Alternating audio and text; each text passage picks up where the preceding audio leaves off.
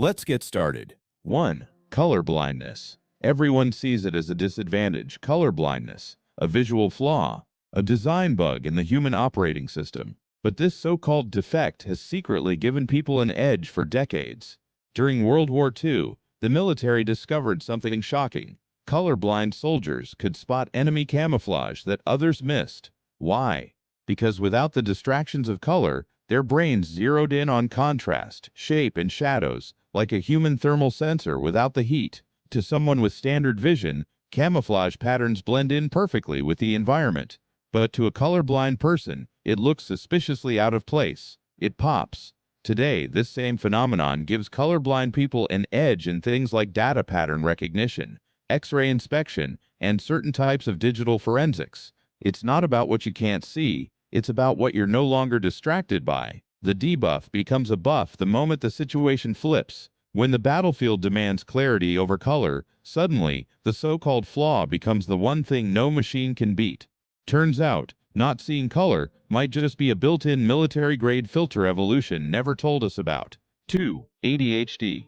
Most people talk about ADHD like it's a mental bottleneck, a problem with focus, a chaotic traffic jam inside your skull. But peel back the label, and you'll find something wildly misunderstood, an untapped cognitive rocket engine. While ADHD does disrupt attention span in traditional environments, hello classrooms, it also hypercharges focus in other settings. This is called hyperfocus. It's real, it's powerful, and when it kicks in, it's like time collapses.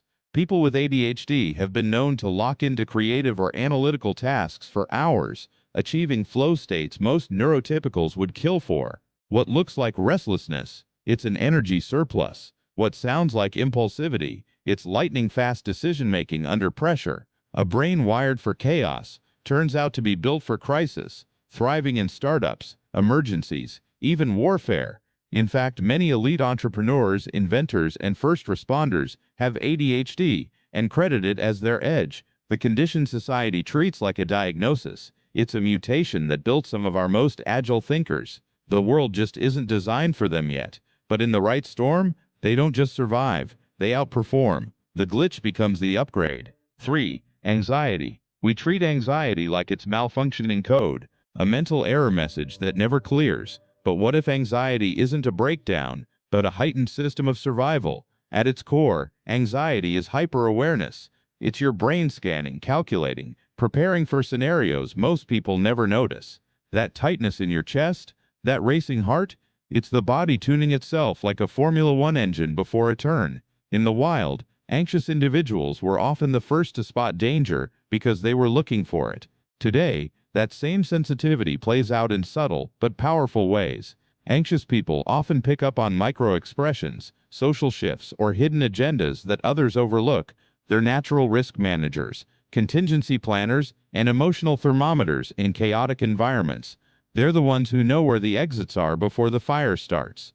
The world tries to medicate away their intensity, but that same intensity is what makes them exceptional in crisis zones, emergency response, negotiation, and creative problem solving. Anxiety isn't weakness, it's vigilance. And in a world that's increasingly unpredictable, those who can anticipate the storm are the ones most likely to survive it. 4. Introversion. In a culture obsessed with loud voices and fast takes, introverts often get sidelined. They're labeled shy, withdrawn, or worse, antisocial. But here's what the extrovert-dominated world keeps missing. Introversion isn't a social flaw, it's a cognitive feature. While extroverts thrive on stimulation, introverts are wired for depth. They don't just hear information, they process it. Introverts are more likely to pause, observe, and make connections that others skip over in the rush to speak. Inside their so-called quiet is a storm of analysis, synthesis, and creativity. Some of the world's most profound thinkers, Einstein, Tesla, Darwin, were deep introverts, not in spite of their temperament, but because of it. In a noisy room, they're the ones listening. In a chaotic team, they're the ones planning 3 steps ahead. Introversion is the engine behind long-term thinking, deep strategy, and emotional self-awareness. It may not dominate the spotlight, but it owns the blueprint, the debuff of being quiet. It's what lets you hear the signal through the noise and act with clarity when others are still reacting. It's not a productivity hack, it's a black hole that rearranges your reality. But under the right lens, even this debuff reveals something eerie, a deep psychological reboot. Studies show that depressive episodes often lead to sharper emotional insight, better long-term decision-making, and recalibrated life values. Why? Because depression breaks routine thinking. It forces people to confront questions most avoid. Who am I? What matters? What needs to change? And while it can be debilitating, it also clears the noise. It strips away false priorities. People emerging from depression often report being more emotionally intelligent, empathetic, and aligned with their deeper purpose. It's not a journey anyone chooses, but for some, it becomes the inflection point, the moment life stopped being performative and started becoming real. In ancient cultures, depressive symptoms were seen as rites of transformation, a call to depth. In today's world, we try to patch it up as fast as possible, but sometimes, the darkness isn't the glitch, it's the maintenance mode, the system crash before the upgrade. 6. Left-handedness. Only about 10% of the population is left-handed, and for centuries that was considered a problem. Left-handers were literally punished for writing the wrong way. But the deeper science reveals a plot twist. Lefties are neurologically unique. Many have more symmetrical brain hemispheres, and are more likely to be ambidextrous, or develop cross-dominance.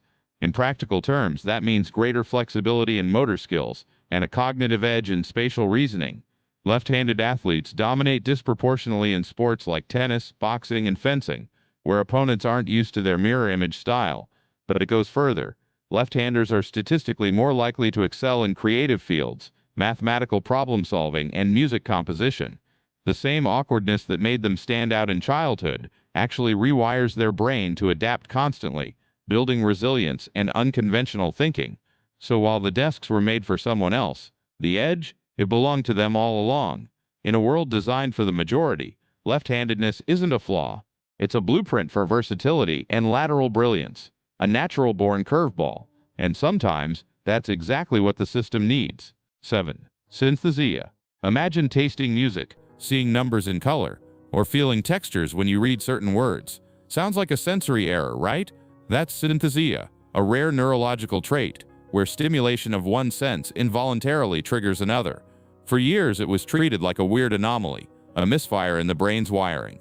But to those who have it, it's anything but broken. Synesthesias often describe their world as more vivid, more intuitive, more emotionally charged. Musicians like Pharrell and Billie Eilish have synesthesia, and credit it with helping them compose music that feels right, beyond logic. Writers with synesthesia often say certain words carry emotional textures or visual palettes that guide their storytelling. Artists like Kandinsky literally painted music. It's not a glitch, it's a layered experience of reality, the brain connecting dots that others never see. And while it might seem like a rare quirk, research suggests all babies start with synesthesic perception. We just grow out of it. Or some don't, and they turn it into a superpower, a debuff that rewrites the rules of creativity itself. 8. High sensitivity. They say don't take things so personally, but what if that's the whole point? Highly sensitive people are often accused of being too emotional, too intense, or too fragile. But this emotional sharpness isn't weakness, it's radar. Research shows HSPs process sensory and emotional data more deeply than the average person. They pick up on tone, body language, subtle energy shifts, and the tiniest fluctuations in mood. That makes them powerful empaths, artists, negotiators, and intuitives. In social environments, they often predict outcomes long before others sense something's off. And in conflict, they're the ones who understand the why behind the anger, not just the noise. Their nervous systems are finely tuned instruments, not broken ones. And while the world can feel too loud, too bright, too fast, they also experience beauty, connection, and meaning with a kind of depth that most can't access. High sensitivity is not an error code, it's ultra-resolution. And in a world addicted to desensitization, the ability to feel everything, that's not a curse, it's a hidden form of mastery.